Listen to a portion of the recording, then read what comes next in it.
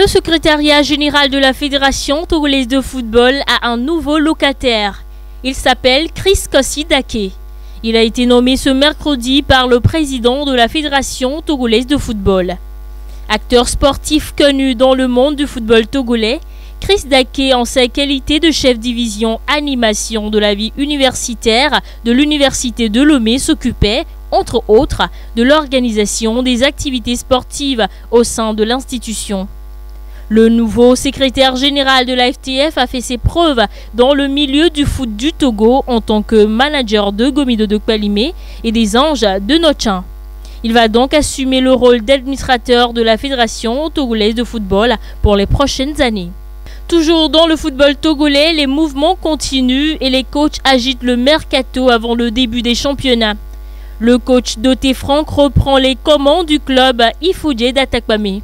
Jusque-là directeur technique du club, l'ancien international et sélectionneur adjoint de l'équipe nationale locale va désormais doubler sa casquette en tant que head coach et directeur technique. Il remplace à ce poste Tony Agbessi qui devient le nouvel entraîneur du club Tambo de Dacha en 2e division. Le Bénin accueille encore un autre Togolais comme coach d'un club. Pawi Hugues Kao a officiellement pris les commandes du club Dynamique FC de Djougou au Bénin pour le compte de la saison 2020-2021. Diplômé d'une licence B-CAF après ses études universitaires à l'INJS, Hugues Kao s'offre un nouveau challenge après sa courte aventure en tant que coach adjoint d'Asco de Kara pour la campagne continentale.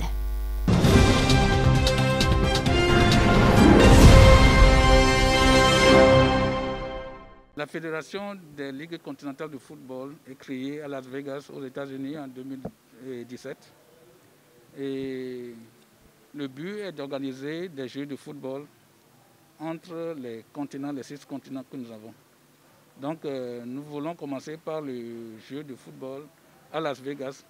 C'est pour le lancement du projet et le tournoi sera entre l'Afrique, les joueurs All-Star d'Afrique contre, n'est-ce pas, les joueurs All-Star de l'Europe. Ça va se passer, n'est-ce pas, à Las Vegas. En bref, et ce que nous voulons faire, c'est pour promouvoir la culture togolaise aussi et promouvoir, n'est-ce pas, les joueurs africains et mixer avec les joueurs d'autres continents. Les All-Stars, c'est les meilleurs joueurs et qui ont déjà eu des expériences avec des équipes internationales, que ce soit en Europe, en Afrique et en Amérique du Sud. Voilà, c'est des gens-là que nous appelons les All-Stars. Et ils n'ont même plus de contrat avec des grandes équipes, n'est-ce pas, en Europe. Ils sont déjà en retraite. C'est ça les All-Stars.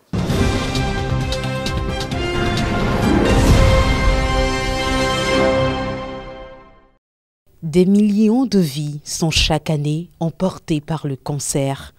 Cette fâcheuse maladie qui se développe dans l'organe du corps humain sous forme de tumeur.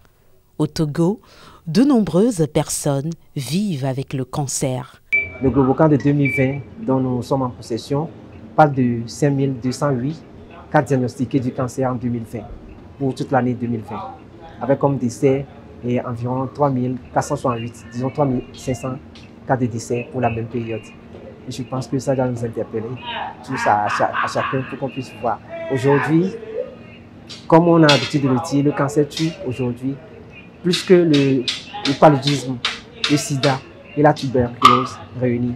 Le mal est réel et il urge de sensibiliser la population sur les mesures de prévention et surtout le dépistage, puisque la prise en charge nécessite de gros moyens.